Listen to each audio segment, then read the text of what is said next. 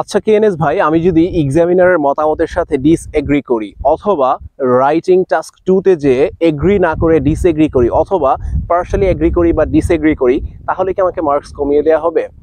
এই রকম ধারণা থেকে আমাদেরকে বেরিয়ে আসতে হবে। These are the myths of IELTS.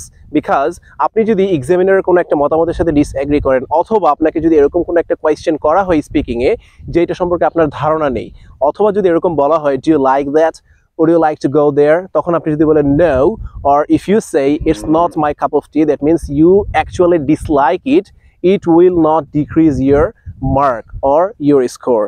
Whatever you have to do, you have to keep speaking. Your speaking skill will be evaluated.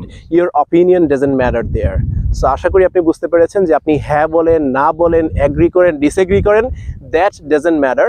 Rather আপনি যে ল্যাঙ্গুয়েজটা ইউজ করছেন সেটাকে 4টি ক্রাইটেরিয়ার মাধ্যমে যাচাই করা হচ্ছে। আর 4টি ক্রাইটেরিয়া কি কি আমরা স্ক্রিনে একটু দেখে নেই। So it was all about this short. See you in the next video.